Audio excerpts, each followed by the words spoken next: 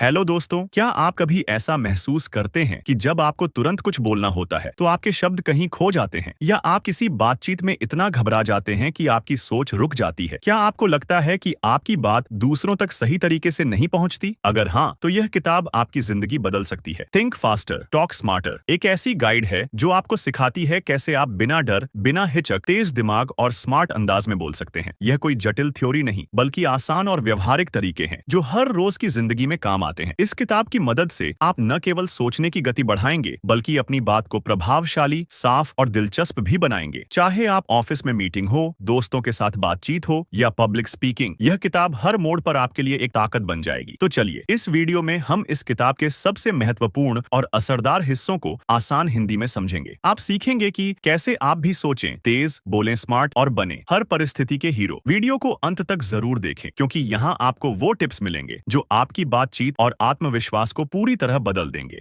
Chapter 1, stop trying to be perfect. काबिल बनने की नहीं, जुड़ने की जरूरत है। कभी आपने महसूस किया है कि जब भी कोई आपको कुछ पूछता है या अचानक मंच पर बोलने की बारी आती है तो दिल धड़कने लगता है, दिमाग खाली हो जाता है और जुबान जैसे साथ छोड़ देती है। आप अंदर ही अंदर घबरा जाते हैं कि कहीं कुछ गलत न कह दूं, कहीं लोग हंस न दें, कहीं मैं बेवकूफ न लगूं। तो आप चुप हो जाते हैं। आप सोचते हैं, अभी मैं तैयार नहीं हूं, थोड़ा और समय मिल जाए तो बेहतर जवाब दूंगा, थोड़ा और परफेक्ट बन जाऊं, फिर बोलूंगा, थोड़ा और सोच लूं, फिर सही शब्द मिलेंगे। लेकिन यही सोच, यही आदत आपकी सबसे बड़ी रुकावट है। लेखक मैट अब्राहम्स कहते हैं कि लोगों से बात करने के लिए परफेक्ट बनने की जरूरत नहीं है। जरूरत है तो सिर्फ एक बात की, आप सामने वाले से जुड़ पा रहे हैं या नहीं। लोग आपके शब्दों को नहीं, आपकी सच्चाई को महसूस करते हैं। आप चाहे कितनी भी अच्छी अंग्रेजी में बोल लें, अगर आपकी बात में दिल नहीं है तो वो शब्द खोखले लगते हैं। बहुत से लोग सोचते हैं कि कम्युनिकेशन एक परफॉर्मेंस है जहां सब कुछ एकदम सही होना चाहिए, लेकिन सच्चाई ये है कि बातचीत एक कनेक्शन है जिसमें आप सामने वाले इंसान के साथ एक रिश्ते की शुरुआत कर रहे होते हैं। जब आप किसी से बात करते हैं और आपके मन में ये चलता है कि मुझे अच्छा दिखना है, गलती नहीं होनी चाहिए, लोग क्या सोचेंगे, तो आप अपने दिमाग पर इतना दबाव डाल देते हैं कि आप खुलकर सोच भी नहीं पाते। इसको लेखक एक शब्द में कहते हैं, मेंटल ओवरलोड। आपका दिमाग आधा वक्त इस सोच में लग जाता है कि बोलते हुए गड़बड़ न हो जाए और आधा वक्त इस सोच में कि क्या बोलना है, और नतीजा, आपकी बात में आत्मविश्वास नहीं आता। आप शब्दों को लेकर डरने लगते हैं, आप सामने वाले से जुड़ ही नहीं पाते। मैट कहते हैं कि आप अपने आप से ये उम्मीद मत रखो कि आपको सब कुछ आना चाहिए। ये जरूरी नहीं है कि आपका जवाब परफेक्ट हो, लेकिन ये जरूरी है कि आप सच्चे हों। लोग वही बात याद रखते हैं जो दिल से कही गई हो। एक बार सोचिए, किसी इंटरव्यू में दो लोग बैठे हैं। पहला इंसान एकदम पॉलिश्ड तरीके से रटे रटाए जवाब देता है और दूसरा इंसान थोड़ा धीमे लेकिन सच्चे दिल से जवाब देता है, सर, मुझे शुरुआत में टीम लीड करना बहुत मुश्किल लगा। मैंने गलतियां की, लेकिन टीम से खुलकर बात की और धीरे धीरे सीखा। आप खुद सोचिए, कौन ज्यादा असर छोड़ता है, वो जो परफेक्ट जवाब दे रहा है या वो जो दिल से बात कर रहा है। इस किताब का पहला सबक यही है, लोगों से बात करने के लिए पहले खुद से जुड़ो। परफेक्ट बनने के पीछे मत भागो। बात करते हुए अगर कभी गड़बड़ हो भी जाए तो रुकिए मत। वो गड़बड़ ही आपकी इंसानियत को सामने लाती है और लोग आपसे जुड़ते हैं। याद रखो, आपकी जुबान नहीं, आपका इरादा बोलता है, आपकी आवाज नहीं, आपकी सच्चाई गूंजती है। तो अगली बार जब आपको कुछ बोलना हो तो खुद से एक ही सवाल पूछो, क्या मैं सामने वाले से जुड़ पा रहा हूँ? अगर जवाब हाँ है तो आप पहले से ही स्मार्ट कम्युनिकेटर हो। चैप्टर 2, मौन एक कला है। क्या आपने कभी ऐसा महसूस किया है कि जब कोई आपसे कोई सवाल पूछे या अचानक कुछ बोलने को कहे तो आप हड़बड़ा जाते हैं? अंदर अंदर बेचैनी होने लगती है और मन कहता है, जल्दी कुछ बोलो, नहीं तो सामने वाला क्या सोचेगा। और इसी हड़बड़ी में हम अक्सर कुछ ऐसा बोल देते हैं जो हमें बाद में खुद ही ठीक नहीं लगता। अब जरा सोचिए, अगर आप उस समय कुछ सेकंड चुप रह जाएं, गहरी सांस लें और सोचकर जवाब दें, तो क्या गलत हो जाएगा? लोग सोचते हैं कि मौन का मतलब है कि आपके पास जवाब नहीं है, लेकिन लेखक मैट अब्राहम्स कहते हैं कि मौन कमजोरी नहीं है, बल्कि सबसे बड़ी ताकत है। जब आप किसी सवाल पर थोड़ी देर चुप रहते हैं तो आप अपने दिमाग को साफ करते हैं, आप शब्दों को चुनते हैं और तब जो बात निकलती है वो असरदार होती है। सोचिए, एक बॉक्सर हमेशा तुरंत पंच नहीं मारता। वो पहले सामने वाले को पढ़ता है, उसकी चाल समझता है, फिर सही समय पर हमला करता है। वैसे ही बोलना भी एक आर्ट है और उस आर्ट में पॉज सबसे जरूरी ब्रश स्ट्रोक है। जब आप बीच बीच में रुकते हैं तो सुनने वाले को भी सोचने का मौका मिलता है। आपकी बातों का असर ज्यादा गहरा होता है। कई बड़े नेता, मोटिवेशनल स्पीकर और शिक्षक इसी कला का इस्तेमाल करते हैं। वो तेज तेज नहीं बोलते, वो ठहरते हैं, सोचते हैं, फिर बोलते हैं। लेकिन क्यों हम चुप रहने से डरते हैं? क्योंकि हमें लगता है कि अगर हम चुप हुए तो सामने वाला हमें कमजोर समझेगा। लेकिन यही हम सबसे बड़ी गलती कर बैठते हैं। मैट अब्राहम्स कहते हैं कि अगर आप अपनी चुप्पी को मजबूती के साथ पकड़ें तो वो साइलेंस आपके लिए काम करने लगेगी। आप चुप रहकर भी सामने वाले से बहुत कुछ कह सकते हैं। मसलन एक इंटरव्यू में जब आपसे कोई कठिन सवाल पूछा जाए तो तुरंत जवाब देने के बजाय एक छोटी सी मुस्कान और 2 सेकंड का सोचने का समय आपकी छवि को और भी परिपक्व बना देता है। ये 2 सेकंड आपके लिए वो दरवाजा खोलते हैं जहां आप सही शब्दों की चाबी खोज सकते हैं। लेखक कहते हैं, जब आप बिना सोचे बोलते हैं तो अक्सर आपको बाद में पछताना पड़ता है, लेकिन जब आप सोचकर, ठहर कर बोलते हैं तो आपके शब्द आपके आत्मविश्वास की पहचान बन जाते हैं। अब जरा खुद से पूछिए, आप ऐसा इंसान बनना चाहते हैं जो झट से कुछ भी बोल दे, या वो जो सोच समझकर ऐसी बात करे जो सामने वाले के दिल में उतर जाए? तो अगली बार जब कोई सवाल पूछे या जब आपको कुछ कहना हो तो घबराइए मत। 2 सेकंड रुकिए, एक गहरी सांस लीजिए, फिर बोलिए। ये छोटा सा मौन आपकी बातों को गहराई देगा और आपको एक स्मार्ट कम्युनिकेटर बना देगा। चैप्टर 3, अपने ही रास्ते से हट जाओ। आपने कभी महसूस किया है कि जब आपको बोलना होता है तो सामने वाला उतना बड़ा डर नहीं होता जितना कि खुद आपका अपना मन? यानी डर सामने वाले का नहीं है, डर तो आपके भीतर का है। अगर मैं लड़खड़ा गया तो? अगर लोगों ने मजाक उड़ाया तो? अगर मैं कुछ गलत बोल गया तो? ये सारी बातें कोई और नहीं बल्कि आप खुद ही अपने मन में बोलते हो, और यही आपकी सबसे बड़ी रुकावट बन जाती है। लेखक मैट अब्राहम्स कहते हैं, ज्यादातर लोग दूसरों से नहीं बल्कि खुद से डरते हैं। आपका दिमाग खुद ही ऐसी कहानियां बनाता है जो कभी होती ही नहीं। आप सोच लेते हो कि लोग आपकी हर गलती पकड़ लेंगे, आपको जज करेंगे, आपका मजाक उड़ाएंगे, और इसी डर में आपकी आवाज कांपने लगती है। लेकिन अब एक बात सोचिए, क्या आपने कभी किसी को बोलते देखा है जो थोड़ा हिचकिचाता है लेकिन दिल से बोलता है? क्या आप ऐसे इंसान को तुरंत जज करते हो? नहीं ना? तो जब आप दूसरों को उतनी कठोरता से नहीं देखते तो खुद के साथ इतना कठोर क्यों हो? Get out of your own way, यानी अपने ही मन के बनाए डर से बाहर निकलो। जब आप मंच पर जाते हो या किसी मीटिंग में बोलने वाले होते हो तो खुद से ये मत कहो कि मैं अच्छा नहीं कर पाऊंगा, बल्कि खुद से कहो, मैं यहाँ कुछ काम की बात कहने आया हूँ, मेरी बातों में मूल्य है। सब लोग मेरी परफेक्ट डिलीवरी से ज्यादा मेरे ऑनेस्ट इंटेंशन को याद रखेंगे। अब एक सवाल, जब आप किसी करीबी दोस्त से बात करते हो तो क्या आपको डर लगता है? नहीं ना? क्यों? क्योंकि वहां आप खुद को साबित करने की कोशिश नहीं करते, वहां आप बस कनेक्शन बनाते हो। ठीक वैसे ही जब आप किसी स्टेज, मीटिंग या इंटरव्यू में हो तो खुद को साबित करने मत जाइए, बस कनेक्ट करने जाइए। लोग आपसे परफेक्शन नहीं चाहते, लोग चाहते हैं कि आप सच्चे हो, साफ हो, खुद हो। इसलिए अगली बार जब आपका मन बोले मैं ये नहीं कर सकता तो उसे प्यार से जवाब देना, मैं कर सकता हूँ क्योंकि मैं अपनी सच्चाई से बोल रहा हूँ। शुरुआत में थोड़ी घबराहट होगी, ये बिल्कुल स्वाभाविक है, लेकिन धीरे धीरे जब आप अपने डर की परछाई से बाहर आने लगते हो तो आपको वो रोशनी दिखने लगती है जिसमें आप असल में चमक सकते हो। तो याद रखो, दुनिया को तुम्हारे भीतर के सच की जरूरत है, ना कि तुम्हारे भीतर के डर की। अब खुद से हटो, आगे बढ़ो, नौर बोलो, क्योंकि तुम्हारी आवाज में वो असर है जो किसी और में नहीं।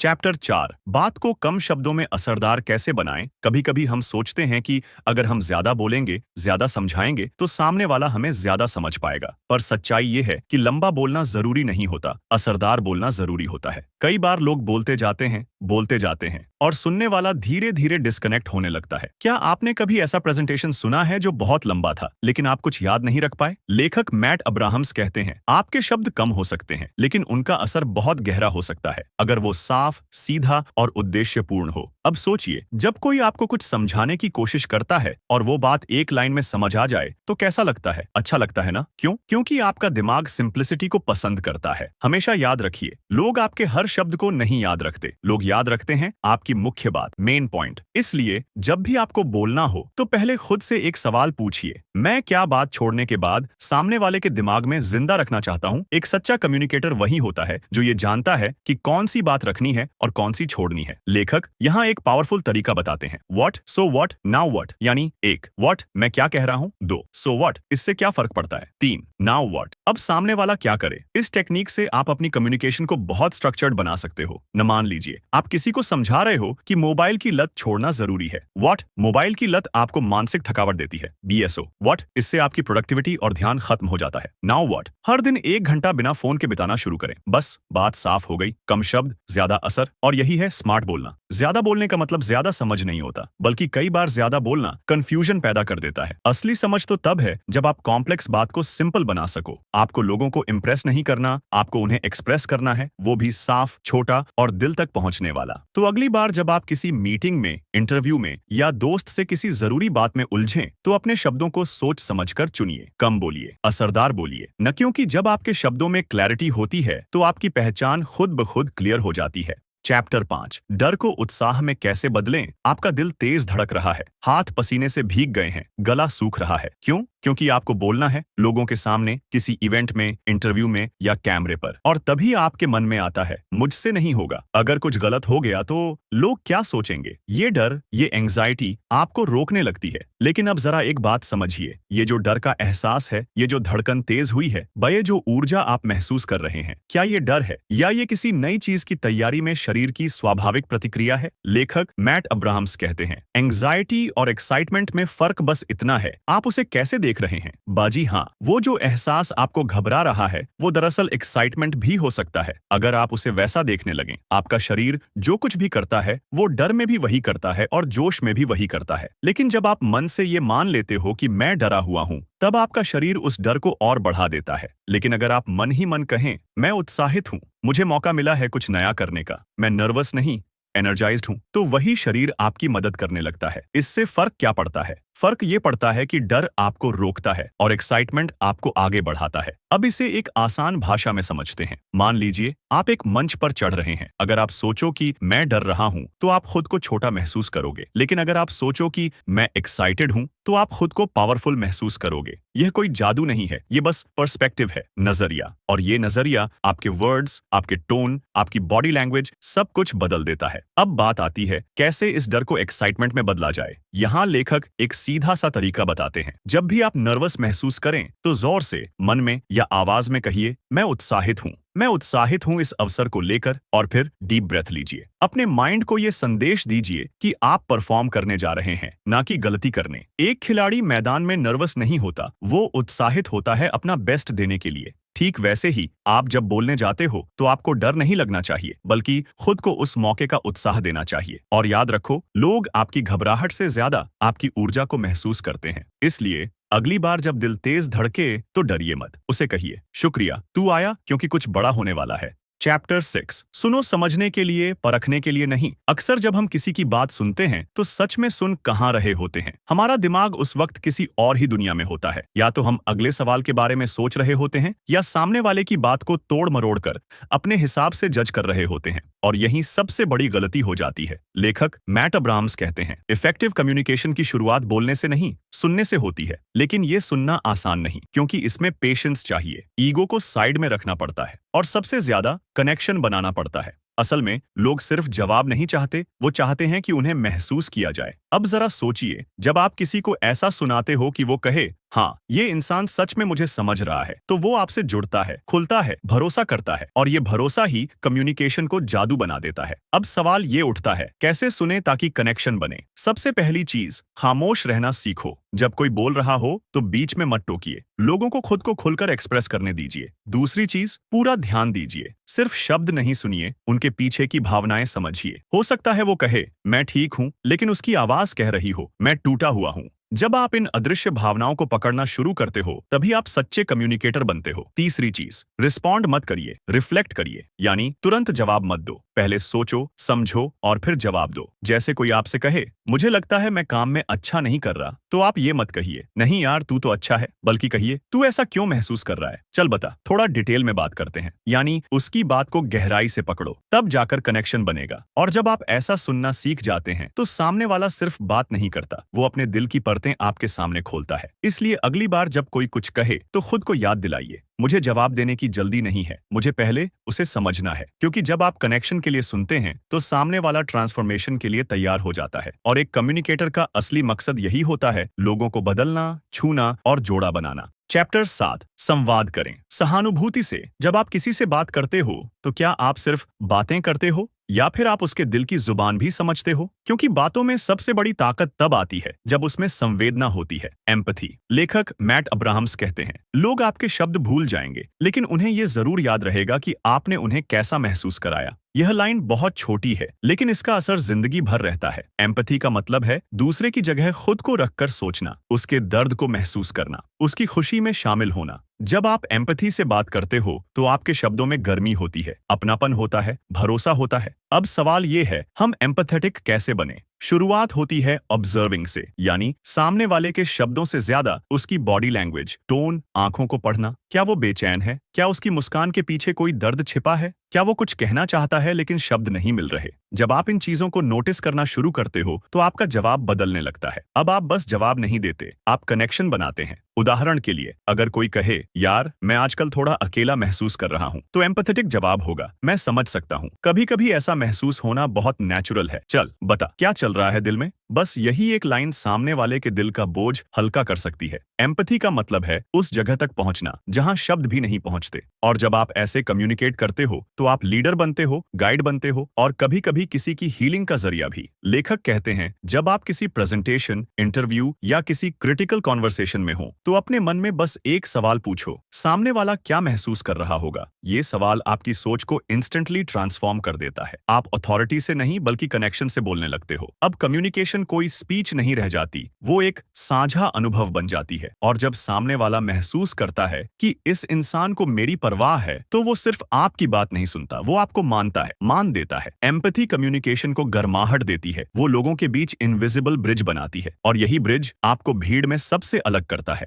चैप्टर 8, वर्तमान में रहो और तुरंत प्रतिक्रिया देना सीखो। आपने कई बार देखा होगा, कुछ लोग बात करते हैं और सामने वाला मंत्र मुग्ध हो जाता है। वो ना सिर्फ बोलते हैं बल्कि हर जवाब तुरंत, सटीक और दिल को छू लेने वाला होता है। ऐसे लोगों में एक खासियत होती है, वो पूरी तरह प्रेजेंट होते हैं। अब सवाल उठता है, प्रेजेंट होने का मतलब क्या है? प्रेजेंट होने का मतलब है आपका दिमाग ना तो बीते कल में उलझा हो, ना ही आने वाले कल की चिंता में खोया हो। आप उस पल में पूरी तरह मौजूद हो, जहां आप न तो अपने जवाब गढ़ रहे हैं, न ही अगले सवाल की तैयारी कर रहे हैं। बस सुन रहे हैं, महसूस कर रहे हैं और उसी हिसाब से नेचुरली जवाब दे रहे हैं। मैट एब्राहम्स कहते हैं, इम्प्रोवाइज्ड कम्युनिकेशन यानी स्पॉन्टेनियस बोलना कोई जादू नहीं, ये प्रैक्टिस का नतीजा है। मतलब ये स्किल सीखी जा सकती है, लेकिन कैसे? सबसे पहली चीज है डिस्ट्रैक्टेड दिमाग को शांत करना। जब आप किसी से बात कर रहे हो तो फोन, बैकग्राउंड नॉइस या खुद की सोच को साइड में रखिए, सामने वाले की बातों में डूब जाइए। दूसरी चीज है सुनना, सिर्फ सुनने के लिए, एन की जवाब देने के लिए। जब आप सच में सुनते हो तो आपके अंदर से जो जवाब आता है वो ईमानदार होता है, इंस्टेंट होता है और पावरफुल होता है। तीसरी चीज है ट्रस्ट योर वॉइस, मतलब खुद पर भरोसा रखो कि जो आप बोलोगे वो उस पल के लिए बेस्ट होगा। आपको परफेक्ट बनना नहीं है, बस रियल बनना है। अब एक छोटी सी बात सोचिए, जब कोई स्टेज पर होता है और उससे कोई अजीब सवाल पूछ लिया जाए तो वही घबरा जाता है जो पहले से रिहर्स कर चुका होता है, क्योंकि उसका दिमाग उस स्क्रिप्ट से बाहर सोच ही नहीं पाता। लेकिन जो इंसान प्रेजेंट होता है वो बिना घबराए तुरंत कुछ ऐसा बोल जाता है जिससे न सिर्फ सवाल का जवाब मिलता है बल्कि सबके चेहरे पर मुस्कान भी आ जाती है। और यही पावर है स्पॉन्टेनिटी की। आप जितने ज्यादा खुद से जुड़े रहेंगे उतने ही ऑथेंटिक और इंप्रेसिव कम्युनिकेटर बनेंगे। कम्युनिकेशन कोई स्क्रिप्ट नहीं है, ये एक जिंदा इंटरैक्शन है, और इसके लिए आपको उस पल में जिंदा रहना होगा। जब आप ऑडियंस के सामने एक रियल इंसान की तरह बोलते हैं, जो गलतियां भी करता है, मुस्कुराता भी है, रुकता भी है, तो लोग आपकी बात सुनते नहीं, महसूस करते हैं। इसलिए अगली बार जब कोई आपसे सवाल करे तो मत सोचो क्या परफेक्ट जवाब होगा, सोचो सच्चा जवाब क्या होगा। बस उस पल में रहो और खुद को बोलने दो।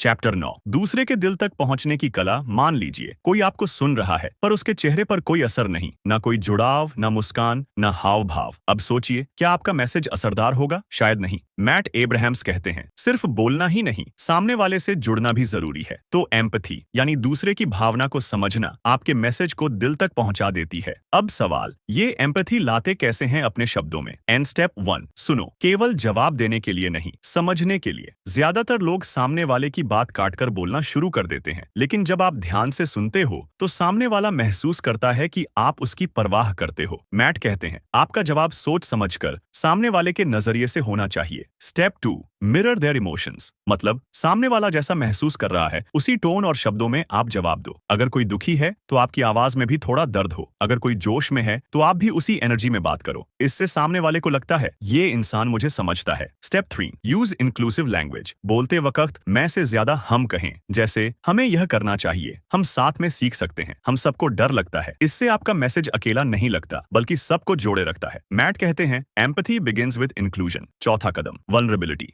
दिखाने से डरो मत। जब आप अपने छोटे छोटे डर, गलतियां या अनुभव शेयर करते हो तो लोग आपको असली इंसान की तरह देखते हैं। जैसे पहली बार जब मैं स्टेज पर गया था तो मेरे हाथ कांप रहे थे। ऐसी बातें लोगों को कनेक्ट कराती हैं क्योंकि वो खुद को आपके जैसा महसूस करते हैं। और सबसे जरूरी बात, स्टेप 5, रिस्पेक्ट एवरी पर्सपेक्टिव। अगर कोई आपकी बात से सहमत नहीं है तो भी आप उसे आदर से सुने। यही एक इमोशनली इंटेलिजेंट कम्युनिकेटर की पहचान होती है। मैट कहते हैं, empathy isn't agreeing with everyone, it's understanding them. तो याद रखिए, जब आप किसी से एम्पैथी के साथ बात करते हैं तो आप उनके दिमाग से नहीं, दिल से जुड़ते हैं। और दिल से जुड़ी बातें कभी भूलती नहीं। चाहे आप वीडियो बना रहे हों या पॉडकास्ट रिकॉर्ड कर रहे हों या किसी दोस्त से बात कर रहे हों, एम्पैथी हमेशा आपका कम्युनिकेशन स्ट्रॉन्गर बनाएगा। चैप्टर 10, सवालों का सामना कैसे करें बिना डरे, पूरे आत्मविश्वास से। सोचिए, आपने एक बढ़िया प्रेजेंटेशन दी, लोग तालियां भी बजा रहे हैं, तभी किसी ने एक सवाल पूछ लिया, एक ऐसा सवाल जिसका जवाब आपके पास नहीं है। क्या करें? मैट एब्राहम्स इस चैप्टर में यही बताते हैं कि जब आपको लाइव ऑडियंस या किसी बातचीत में स्पॉन्टेनियस सवालों का सामना करना पड़े तो कैसे आप काम, कॉन्फिडेंट और क्लियर रह सकते हैं। शुरुआत करते हैं एक रियलिटी से। सवालों का डर हर किसी को होता है। हाँ, हर किसी को। मैट कहते हैं, सवाल कोई हमला नहीं है, वो मौका है खुद को और बेहतर ढंग से पेश करने का। तो अब सीखते हैं वो 5 स्टेप्स जो आपको बनाते हैं क्वेश्चन एंड आंसर का बादशाह। स्टेप 1, सवाल पूरा सुनिए, बीच में मत काटिए। लोग अक्सर अधूरा सवाल सुनकर जवाब देना शुरू कर देते हैं। यह गलती है। ध्यान से सुनिए, फिर 1 सेकंड रुकिए। सिर्फ इतना रुकना आपको काम और थॉटफुल बनाता है। स्टेप 2, अपने जवाब को एक फ्रेम में बांधिए। हर जवाब एक स्ट्रक्चर में होना चाहिए। मैट कहते हैं, 3 तरह के फ्रेम बहुत असरदार होते हैं, वेन, prep, point, reason, example. Point again, बात रखो, कारण बताओ, उदाहरण दो, फिर बात दोहराओ। 2, प्रॉब्लम, सॉल्यूशन, बेनिफिट, समस्या बताओ, हल बताओ, क्या फायदा होगा बताओ। 3, what, so what, now what, क्या है, क्यों जरूरी है, अब क्या करें। इनमें से कोई भी फ्रेम अपनाओ, आपका जवाब यादगार और प्रभावी बन जाएगा। स्टेप 3, अगर जवाब नहीं आता तो क्या करें। यहीं फंसते हैं ज्यादातर लोग। लेकिन मैट कहते हैं, admitting you don't know something shows honesty not weakness. आप कह सकते हैं, यह एक अच्छा सवाल है, मैं इस पर और रिसर्च करूंगा, मैं अभी श्योर नहीं हूं लेकिन मैं जानना चाहूंगा। यानी जवाब न आना आपकी हार नहीं, वो आपकी ईमानदारी और सीखने की भूख दिखाता है। स्टेप 4, एग्रेसिव या ट्रिकी सवालों से कैसे निपटें। कभी कभी लोग जानबूझकर उलझाने वाले सवाल पूछते हैं। ऐसे में काम रहना सबसे जरूरी है। मैट कहते हैं, respond to the tone not the emotion. अगर सवाल गुस्से में पूछा गया हो तो भी आप शांत स्वर में जवाब दो। बात को पर्सनल मत बनाओ। आप कह सकते हैं, मैं आपकी चिंता समझ सकता हूँ, यह पॉइंट वैलिड है, चलिए बात करते हैं। स्टेप 5, ऑडियंस को शामिल करो। जब आप जवाब दे रहे हो तो सिर्फ सवाल पूछने वाले से नहीं, पूरे ऑडियंस से बात करो। उन्हें देखो, हाथ के इशारे से जोड़ो ताकि सबको लगे ये जवाब हम सब के लिए है। मैट एक पावरफुल बात कहते हैं, आपका काम परफेक्ट जवाब देना नहीं बल्कि उस पल में मौजूद रहना है, ध्यान से, सहजता से। तो याद रखिए, जब भी कोई सवाल आए डरिए मत, उस सवाल को अपने जवाब से एक मौके में बदल दीजिए। चैप्टर 11, लगातार अभ्यास से बनाओ अपनी बातों को धारदार, प्रभावशाली और यादगार। अब तक आपने सीखा कि कैसे बिना तैयारी के भी आप स्मार्ट, इम्पैक्टफुल और कॉन्फिडेंट तरीके से बात कर सकते हैं। लेकिन ये सब तभी असली ताकत बनता है जब आप प्रैक्टिस करते रहो, बार बार, लगातार, सच्ची लगन से। मैट एब्राहम्स कहते हैं, स्पॉन्टेनिटी कोई जादू नहीं है, ये एक मसल है। जैसे शरीर की मांसपेशियां जिम में जा जाकर मजबूत होती हैं, वैसे ही ये स्पॉन्टेनियस कम्युनिकेशन की ताकत भी रोज अभ्यास से तेज होती है। चलिए जानते हैं कैसे आप अपने अंदर की छुपी हुई संवाद की शक्ति को रोज निखार सकते हैं। 1, रोज कम से कम 2 मिनट बोलने की प्रैक्टिस करें। टॉपिक कोई भी हो, आपका दिन कैसा रहा, कोई मजेदार किस्सा या कोई किताब जो पढ़ रहे हो। टाइम सेट करो और खुद से बोलो। मोबाइल में वॉइस रिकॉर्ड करो और बाद में सुनो, कहाँ अटक रहे हो, कहाँ रिपीट हो रहा है। ये छोटी सी आदत आपके सोचने और बोलने की गति को रोज बेहतर बनाएगी। 2, इम्प्रोव गेम्स खेलिए, जैसे ACT करना सीख रहे हो। मैट रिकमेंड करते हैं कुछ मजेदार गेम्स जो दिमाग को तेज बनाते हैं। 1 word at a time story, किसी के साथ एक एक शब्द जोड़कर कहानी बनाना। यस एंड, किसी बात पर हाँ और से आगे कहानी या आइडिया बढ़ाना। रैपिड टॉपिक स्विच, हर 10 सेकंड में नया टॉपिक लेकर उस पर बोलना। ये गेम्स मजेदार भी हैं और दिमाग की स्पॉन्टेनियस मसल को एक्टिव भी रखते हैं। 3, फीडबैक लीजिए, खुद से भी, दूसरों से भी। जब आप किसी मीटिंग में बोले या किसी दोस्त से बात करें, बाद में सोचिए, क्या मैं क्लियर था, क्या मेरी टोन पॉजिटिव थी, क्या सामने वाला कनेक्ट कर पाया।